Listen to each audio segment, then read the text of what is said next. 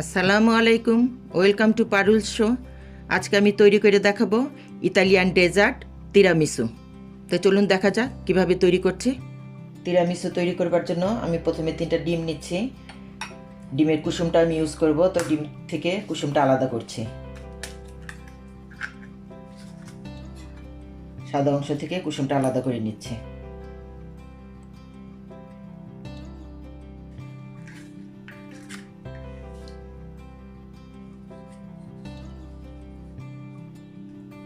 সাদা অংশটা রেখে কুসুমগুলি নিচ্ছি।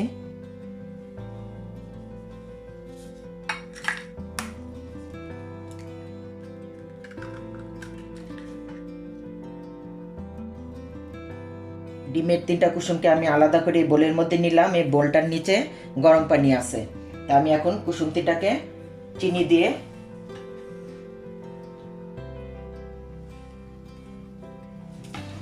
ব্লেন্ড করে নিব।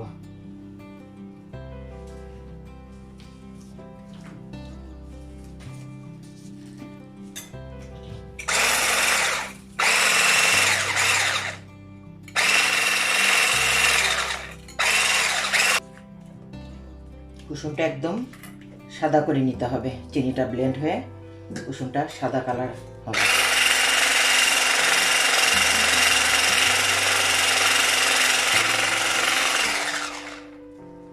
আমার চিনিগুলি গলে গেছে।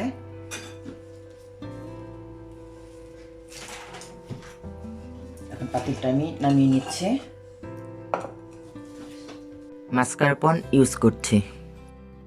এখন এটাকে সম্পূর্ণ এটার মধ্যে দিয়ে দিচ্ছি।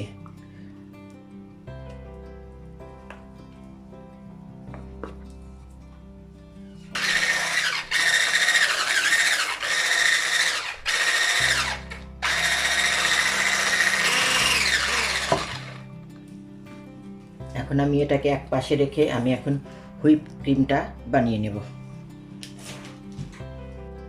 এখন আমি অন্য একটি পাত্রে এই ডাবল ক্রিমটা এটাকে ফোম তৈরি করে নিব।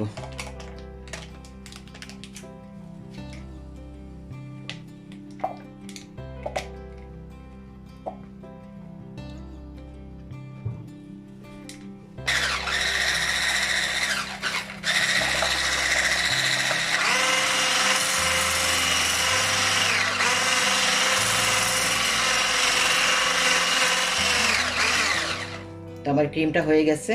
এখন আমি এটাকে নর্মাল ফ্রিজে কতক্ষণ রাখি, এরপর আমি অন্য প্রসেসগুলিতে যাচ্ছি। এখন অন্য একটা পাত্রে গরম পানি নিচ্ছি। এর মধ্যে আমি কফি দিব।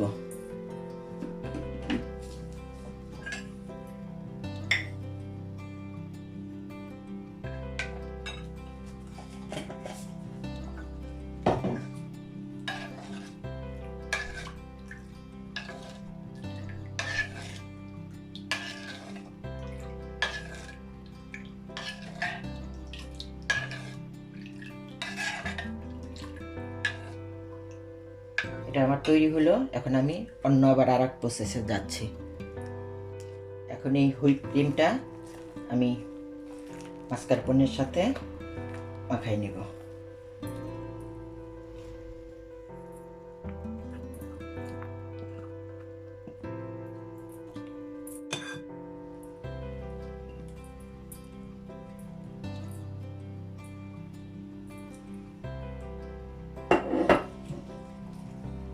এটার সাথে একটু ভ্যানিলা দিব।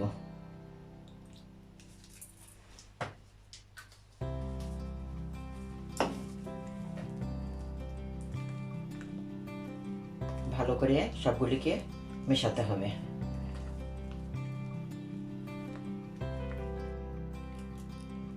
তিরামিসু তৈরি করতে এই স্পঞ্জ ফিঙ্গার বিস্কুটটা লাগে, তো আমি এই বিস্কুটটা দিয়ে এখন এটা তৈরি করছি। তো আমি বিস্কিটকে কফির সাথে হালকা করে ভিজায় এর মধ্যে দিচ্ছি।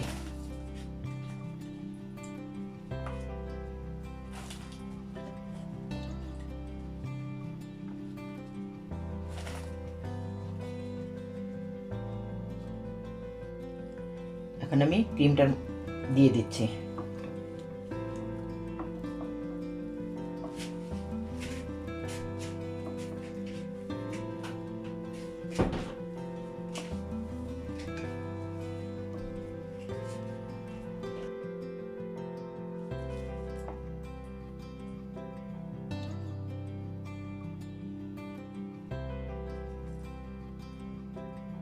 এখন আমি এটার উপর দিয়ে আবার আর এক পার্ট বিস্কুট দিচ্ছি।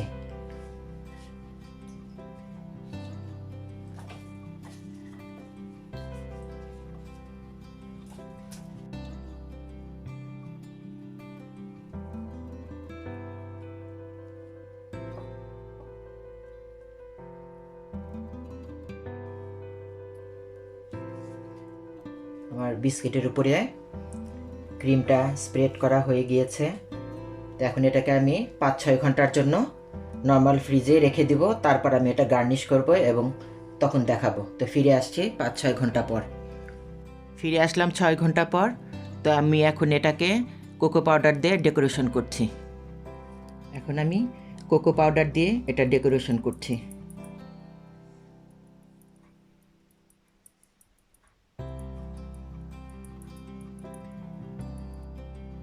তৈরি হয়ে গেল আমার ইটালিয়ান ডেজার্ট তিরামিসু। তো আমি এখন একটু কেটে দেখাচ্ছি।